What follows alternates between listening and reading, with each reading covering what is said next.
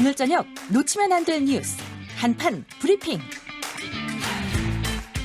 예, 한판 브리핑 김수민 평론가 나오셨습니다. 어서 오십시오. 반갑습니다. 예, 그리고 오랜만에 방송 복귀하신 우리 김성애 소장님.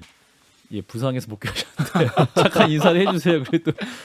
그래도 지지난주 금요일 방송을 하려고 하는데 갑자기 예. 복통이 너무 심해갖고요. 예, 태어나서 처음으로 119에 전화를 했습니다. 아 그러셨군요. 했는데 이제 하기 전에 CBS에 먼저 전화를 해서 저희 PD님께 아 무슨 일이 아니에요. 예, 죄송합니다. 오늘 도저히 방송 못 갈 것 같다 말씀드리고 바로 다음에 119 전화해서 그 카톨릭 대학교 여의도 성모병원에서 일주일 입원했다가 나왔는데 지금 뭐 예. 깨끗이 다 나왔고요. 예, 제가 있으면서 딱 하나 느낀 게 있는데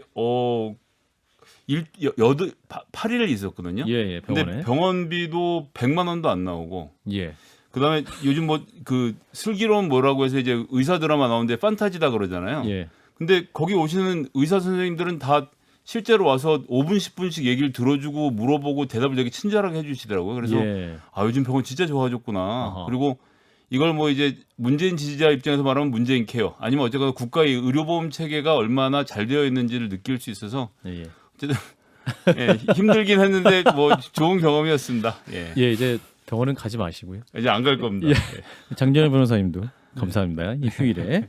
자, 그럼 첫 번째 뉴스부터 보겠습니다. 자, 제1야당으로는 정권 교체가 힘들다고 판단했다. 오늘 안철수 국민의당 대표 국민의힘과의 통합이 결렬됐다라고 선언을 했죠. 네, 이전에 일주일간 숙고의 시간을 거치겠다 이렇게 예고를 했는데 오늘 입장을 발표를 했습니다. 쉽지 않은 결정, 매우 안타까운 마음 이렇게 심경을 밝히기도 했는데요. 오늘 기자회견 음성 직접 들어보시겠습니다. 저는 오늘 국민의당과 국민의힘 두 정당의 통합을 위한 노력이 여기에서 멈추게 되었음을 매우 안타까운 마음으로 말씀드립니다. 지지층 확대 없이는 정권 교체가 불가능합니다.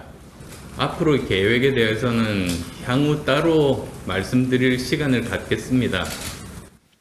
네, 안 대표는 통합의 원칙에 대해서 정권 교체를 위한 야권 지지층의 확대 그리고 중도와 보수의 연합 이렇게 명분을 내세웠는데요. 하지만 통합을 위한 논의 과정에서 국민의당의 당원이나 지지자들의 마음을 헤아리고 확산해 나가기보다는 오히려 상처를 입혔다라고 이야기를 했습니다. 그러면서 정권 교체가 과거 기득권 양당이 반복해온 적대적 대결 정치의 도돌이표가 되어서는 안 된다. 라고 입장을 밝혔고요. 여기에 대해서 국민의힘 양준우 대변인은 손바닥 뒤집듯 약속을 뒤집어버린 행동의 유감이라고 비판 논평을 냈는데 예. 그러면서도 정권 교체라는 공통의 목표를 두고 앞으로의 행보는 함께할 것이다 라고 연대의 여지를 열어놓기도 했습니다. 한편 민주당의 반응은 언론을 통해서 소개된 바로는 한편으로 좀 냉소적이다. 뭐 안철수가 안철수했다. 이런 반응도 있었고 내심 반기는 기류. 그러니까 야권이 분열되고 있다. 이런 기류도 있는데 한편으로는 혹시 제3지대에서 국민의당이 파이를 키운 다음에 야권 단일화를 하면 또 어려운 선거가 되지 않을까. 이런 경계의 목소리도 있었다고 합니다. 예, 자, 안철수 대표의 합당 불발 선언에 대한 국민의힘의 입장 좀 더 자세히 들어보겠습니다. 합당 실무협상 단장이셨어요. 성일종 의원을 연결해서 말씀 나눠봅니다. 의원님 안녕하십니까? 예, 안녕하십니까. 예, 자, 협상 단장으로 이제 안 대표가 오늘 오전 어떤 결정을 할지 많이 기대하고 보셨을 것 같은데 오늘 안 대표의 합당 결렬 선언 어떻게 보셨습니까? 협상을 시작할 때부터 쉽지 않겠구나라고는 예측을 다 하고 있었고요. 예, 또 새롭지는 않습니다. 그동안 여러 가지 진행되어 온 과정을 보면 그래서 어느 정도는 예측을 하고 있었습니다. 아하, 지난 4개월 동안 끌어왔습니다만 그 와중에도 이렇게 결렬될 것이다 이런 예측을 하셨다는 말씀인가요? 예, 그렇습니다.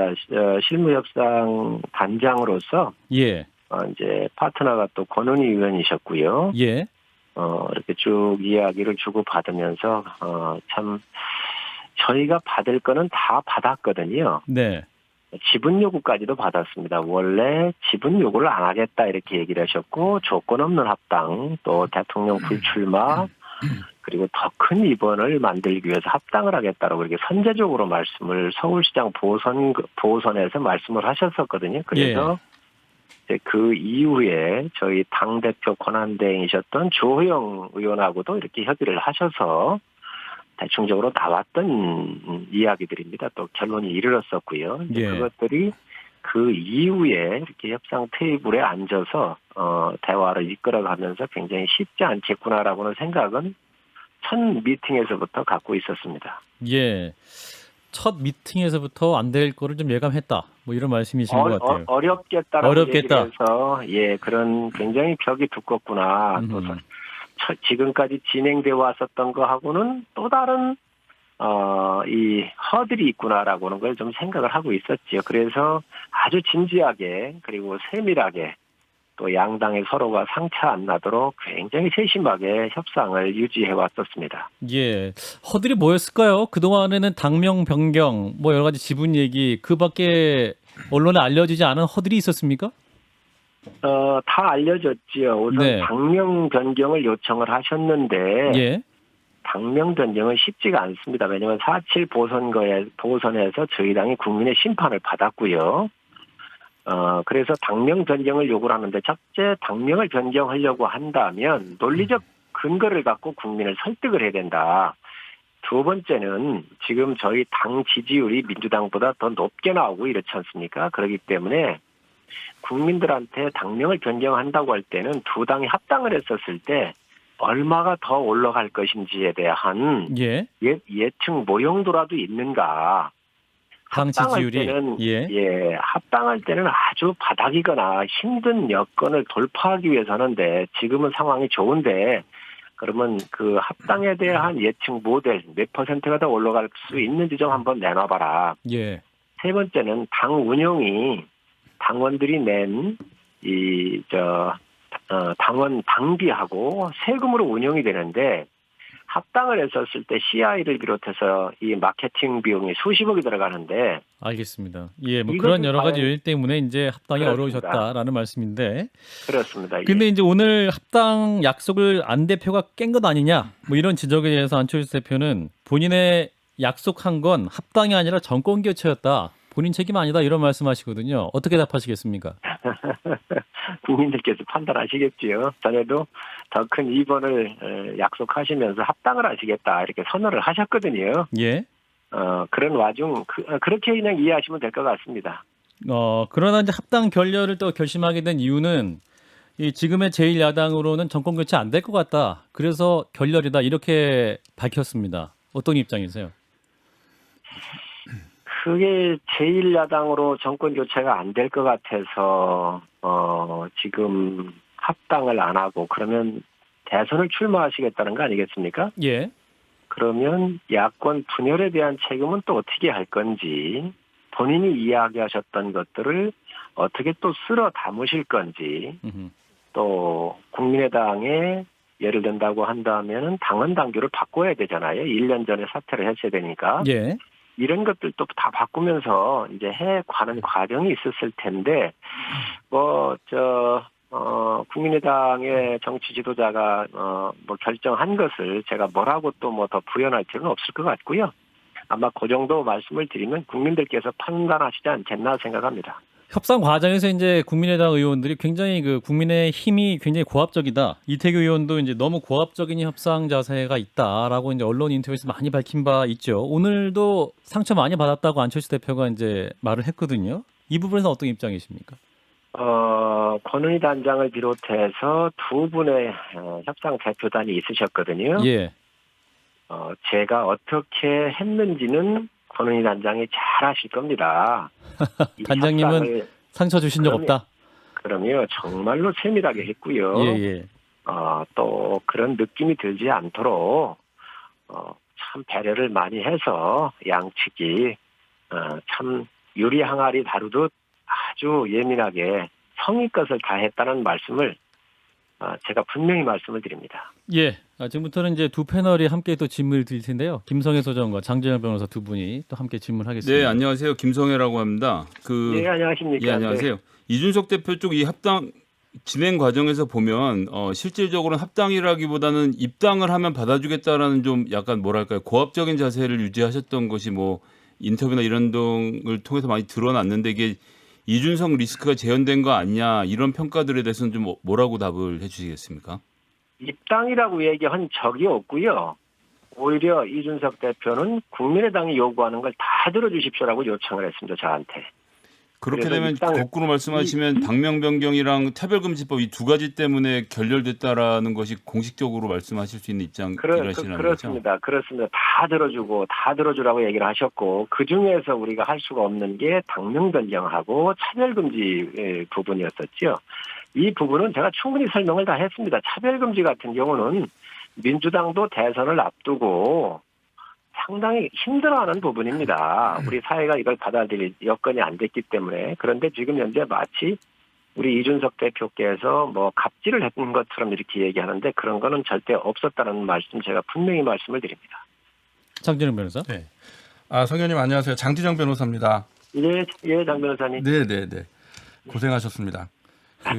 예. 실무 협상단 책임을 맡으셔서 굉장히 조심스럽게 그 고생을 많이 하셨을 텐데 저는 이번에 협상 과정에 대해서 그렇게 뭐 저는 낙관하지는 않는 입장이었는데요. 근데 이제 이게 성공을 하냐 마냐보다는 저는 그렇게 봤습니다. 명분을 누가 갖고 가느냐 이게 훨씬 중요한 협상이다 이렇게 봤거든요. 그러니까 깨지더라도 그 정권 교체나 통합에 대한 진지한 노력을 누가 했느냐라는 거를 국민들한테 보일 수 있다면 명분을 유지하는 것이고 그렇지 못하다면은 이건 우리 시쳇말로 독박이란 말 있지 않습니까?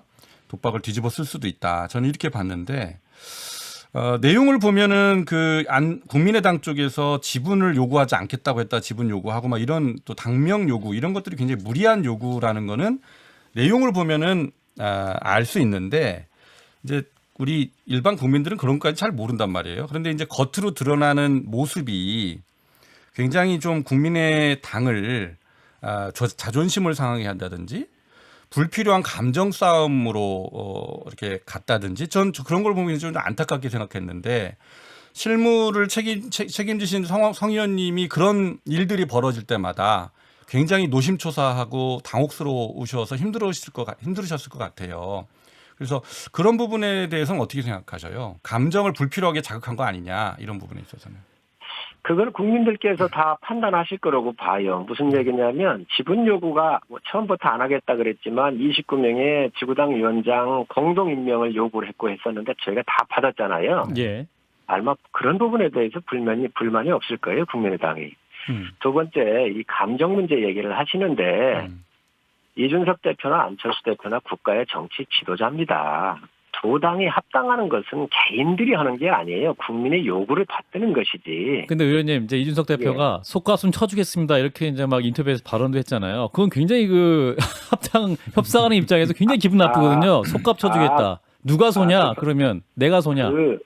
그게 아니고. 예. 그 부분에 대해서는 국민의당이 말씀을 주신 그런 네. 지분이나 이런 것들에 대해서도 우리가 충분히 검토를 하겠다 이렇게 이야기를 은유적으로 한 것이죠.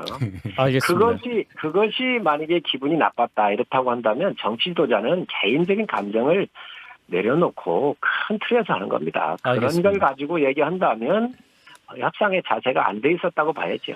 의원님의 SNS에 이제 정치는 살아있는 생물이다. 안 대표께서 향후 선택의 길이 국민을 위한 길이라면 또 다른 선택의 길이 있다면 마다하지 않으시길 바란다. 이런 말씀도 하셨어요. 어떤 의미입니까?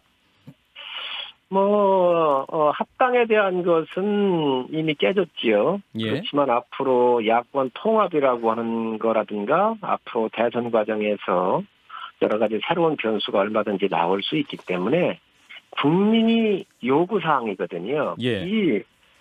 국민들께서 수요자는 국민들 아닙니까? 그렇기 때문에 국민이 판단해서 요구할 때는 그거에 대한 수용하는 데 여러 방법이 있을 테니까 모든 측면에서 가능성을 열어놓고 어느 당이든 함께 할 수 있는 준비가 좀 돼야 된다. 그리고 국민의 요구를 좀 잘 받들어야 된다라고는 의미로 제가 써놨습니다. 가능성도 남아 있는 겁니까 그러면? 그러면요. 정치라는 것이 늘 살아서 생동감 있게 이번에 끝이 아니다. 거니까. 합당 이번이 예, 끝이 아니다. 네, 알겠습니다. 예, 어떤 형태로든 국민의 요구를 받아들여야 한다고 생각을 합니다. 예, 의원님 말씀 고맙습니다. 네, 고맙습니다. 예, 합당 협상단장이었던 국민의힘 성일종 의원이었고요. 관련 이슈는 2부에서 한판 직감에서 더 토론을 하겠습니다. 다음 뉴스. 녹취 파일도 녹취록도 존재하지 않는다. 예, 국민의힘 경선 버스를 둘러싼 갈등 계속되고 있죠. 이번에는 이준석 대표, 윤석열 전 검찰총장 간의 이 통화록 그 녹취록이 네. 또 논란이네요. 그렇습니다. 윤 전 총장이 이 대표한테 갈등 수습을 하기 위해 전화를 한 것인데 이것이 또 갈등의 발단이 됐습니다. 이에 대해서 유감을 표명했다. 윤 전 총장이 그렇게 표명을 했다라는 보도가 나오니까 이 대표가 직접적인 사과나 유감 표명은 없었다라고 밝혔거든요. 그런데 이 대표의 설명과 유사한 내용이 담긴 통화 녹취록으로 여겨지는 듯한 그런 것이 떠돌기 시작했어요. 문서가 네. 예. 근데 여기에 대해서 이 대표는 일단 어제 입장을 밝히기로는 녹취 파일 존재하지 않으므로 이 녹취록도 존재하지 않는 것이다. 녹취록 이렇게 만든 적이 없다라는 취지의 해명을 내놨고요. 근데 윤석열 캠프 쪽에서는 이철규 조직본부장이라든지 쪽에서 강하게 비판을 하고 나섰습니다. 그리고 윤 전 총장 또 국민의힘부터 먼저 공정과 상식으로 무장해야 된다. 이런 입장을 내기도 했었고요. 그리고 이번에는 또 윤 캠프 측의 좋아요. SNS에서 좋아요 누르는 게 화근이 됐는데 어떻게 눌렀어요? 예, 이게 어떤 글에 눌렀느냐. 정중규 국민의당 전국장애인위원회 공동위원장이라는 분이 유승민 전 의원, 홍준표 의원, 이준석 대표를 비난한 글이 있습니다. 예. 여기에 15일 오전에 윤석열 전 총장 SNS가 좋아요를 누른 것이 발견이 된 겁니다. 아하. 이 캠프 측에서는 SNS 관리자가 자기 본인 계정, 그러니까 윤석열 전 총장 계정이 아닌 자기가 원래 쓰던 계정으로 로그인 한 줄 착각을 해가지고 그 상태에서 실수로 눌렀다. 윤 전 총장 쪽의 입장은 아니다. 라고 해명을 했고 좋아요 누른 것도 다시 눌러가지고 이제 취소를 했습니다. 근데 이제 이건 예. 어떻게 보면은 그럼 그 관리자는 그런 입장인 거냐? 속마음이 드러난 거 아니냐? 네, 그리고 그 관리자가 그런 캠프에 있다면 후보하고 비슷한 거 아니냐? 뭐 이런 얘기가 또 나올 수도 있는 예. 부분이 될 것 같고요. 그리고 계속해서 쟁점이 됐던 오는 18일에 예정됐던 토론회가 있습니다. 내일 모레죠. 네, 이 토론회는 취소가 유력하다라고 하는 노컷뉴스 보도가 나오기도 했는데 예. 일단 18일, 25일 이렇게 돼 있는 건데 25일은 경선준비위원회가 아닌 선관위 주관으로 열리고 18일은 일단은 취소가 유력하다 이런 보도가 나왔습니다. 내일 최고위원회에서 정식 결론이 날 것으로 보이는데 근데 그런 한편으로 이 대표 입장에서는 18일 토론회를 양보한 셈이지만 예. 선거관리위원장 인사권 그러니까 현재의 경선준비위원회 서병수 위원장을 그대로 위원장, 선관위원장이 임명하려는 계획은 강하게 사수하려고 한다. 이런 얘기가 나오고 있습니다. 예. 자, 녹취록 유출을 둘러싼 논란 양측의 신경을 어떻게 보시는지 김성애 소장부터. 저는 녹취라는 게 떠돈다는 것 자체가 좀 충격적이고요. 내용을 게다가 정리한 내용이. 예, 당대표 특히나 다른 사람들끼리는 그럴 수 있는데 기자 쪽에서 받은 것이 녹취는 덜죠. 근데 당대표를 당직자 발언을 그러니까 당대표의 통화 내용을 당직자가 녹취를 정리해서 돌았다 이런 소문도 한 번도 들어본 적이 없거든요. 정치를 하시면서 지금까지. 예, 지금까지 국회에서 있으면서 한 번도 없었고 그런 게 가능하다고 하면 어떤 사람이 통화를 하고 싶겠어요. 그리고 녹취가 존재하지 않는다고 하더라도 최초의 해명은 어쨌든 그 자동으로 자동 뭐 녹음은 녹음된 된다는 거다. 것을 이야기를 한 거잖아요. 예. 예, 그래서 저는 아무리 정치의 도가 땅에 떨어져도 아하. 정치인들끼리 녹음하는 건 좀 도를 지나치지 않나 싶은 생각이 들어서요. 이거는 이준석 대표가 명확히 잘못한 일이라고 생각하고 갑자기 또 녹취 파일이 존재하지 않는다고 말씀하시니까 이제서는 좀 굉장히 당황스러워요. 그래서 이럴 때는 정면 돌파 이러이러해서 녹음이 됐고 하지만 녹취 파일 돌린 적이 없다고 정확하게 좀 해명을 해줬으면 좋겠는데 시시각각 얘기가 다르니까 뭘 믿어야 될지 모르겠고 이렇게 되면 이제 이준석 대표 앞으로는 다른 후보들하고도 통화하시기 어렵지 않겠나 예, 걱정이 됩니다. 그렇군요. 장 변호사님은 어떻게 보시는지? 이준석 대표가 이 부분에 대해서 이제 어제 해명을 한 글은 이렇게 돼 있었어요. 휴대폰 자동 녹음 기능으로 녹음이 됐다. 예. 실무진이 그 녹취를 풀었다. 그런데 그게 실수로 밖으로 흘러갔다. 이렇게 돼 있었어요. 처음엔 그렇게 됐었죠. 그렇게 됐는데 오늘 보니까 녹취 파일이 존재하지 않는다. 이렇게 얘기됐잖아요. 그러니까 그리고 어저께 쓴 글은 삭제를 했어요. 페이스북에서. 네, 저는 이제 이게 이렇게 되면 이준석 대표에 대한 신뢰도가 굉장히 좀 큰 문제가 생길 수밖에 없다 이렇게 보거든요. 이제 두 가지 면에서 신뢰도에 큰 문제가 생길 텐데 하나는 상대방하고 통화를 녹음하는 사람이구나. 그리고 그걸 당직자들한테 이렇게 오픈도 하고 하는구나. 이렇게 되면은 누가 편하게 얘기하기가 어렵겠죠. 그런 면에서 신뢰도가 굉장히 문제가 있고 또 해명하는 과정에서도 말을 바꾸고 본인이 얘기했던 거를 이렇게 하루아침에 바꿔버리는 이런 해명 과정을 통해서도 이게 정직하지가 않구나. 근데 이렇게 되면 지금 이준석 대표의 당내 입지가 지금 상당히 안 그래도 어려운 입장인데 점점 본인이 스스로를 어려운 지경으로 넣고 있는 거 아닌가라는 우려가 됩니다. 예. 18일 토론회를 취소하는 정도로 마무리가 될까요? 김수민 평론가 이런 논란 어떻게 보고 계시는지. 지금 이준석, 윤석열 처음에는 예. 쌍방 과실 아니냐 이런 시각이 좀 유력했던 것 같은데 계속 갈등을 빚는 대선 주자들이 늘고 그리고 심지어 조중동 보수 언론 논조도 굉장히 좀 화제가 되고 있어요. 예. 이준석 대표에게 주로 책임을 묻고 있고 대선을 앞두고 이를 그르치고 있다는 식의 논조가 계속 나가고 있거든요. 그렇다면 아무래도 첫 번째 단추는 이준석 대표가 뭐 상대방 탓하지 말고 깨워야 되는 그런 숙제를 안고 있는데 그러면 이번에 무엇을 양보할 것이냐. 아마 18일 토론회 취소 가지고는 안 되는 상황이 된 것 같은데 그가 무엇을 내놓을 것이냐. 여기에 좀 관심이 집중될 것 같습니다. 네. 박영수 선관위원장도 그런 면에서는 상당히 밀어붙이기는 어려운 상황으로 보입니다. 네, 이 얘기는 또 2부에서 또 할 얘기가 그럴까요? 있을 것 같아서요. 이따가 일단 좀 다음 해야죠. 뉴스로 네. 넘어가도록 하겠습니다. 민주당 경선 관련 소식인데 황교익 인사 논란. 이재명, 이낙연 두 후보가 이제 주말에 호남 지역을 돌았는데 이번에는 이제 음식 칼럼니스트 황교익 씨가 경기 관광공사 사장으로 내정되면서 신경전을 펼쳤습니다. 네. 황교익 씨 마카로니스트인데 경기관광공사 사장으로 경기도지사가 이제 내정하는 그 자리에 내정이 된 것이죠. 예. 여기에 대해서 이낙연 캠프가 공격을 시작을 했습니다. 이 형수 욕설 사건이라든지 이런 것들을 두둔했던 친 이재명 인사고 여기에 대한 보은 인사라고 볼 수 있다라고 얘기를 하면서 또 한편으로 문제 삼은 것이 원래 이 자리에 응모 자격이 있었다. 관련 분야에 5년 이상 근무를 하거나 4급 이상 공무원이었거나 민간 근무 경험 15년 이상 이런 자격 요건이 있었는데 최근에 이 요건이 완화가 됐다. 대외적 교섭 능력 탁월하신 분, 변화 개혁 지향 사업 능력 이 좀 추상적인 조항으로 바뀌었고 이것이 예. 황교익 씨에 대한 특례였다라는 주장을 하는 것이죠. 여기에 대해서 이재명 캠프가 반박을 했는데요. 2018년에 경기도의회에서 공공기관 채용 기준이 너무 과도하다라는 지적이 있어서 2019년 4월에 인사규정을 이미 기준을 완화해 둔 것이었고 황교익 씨를 대상으로 해서 특별히 개정한 것이 아니다. 이렇게 반박을 했습니다. 예. 자, 인사 논란 어떻게 보셨는지. 먼저 이 발언은 장준일 변호사님이 하셨으니까 장 변호사님부터 좀 짚어볼까요?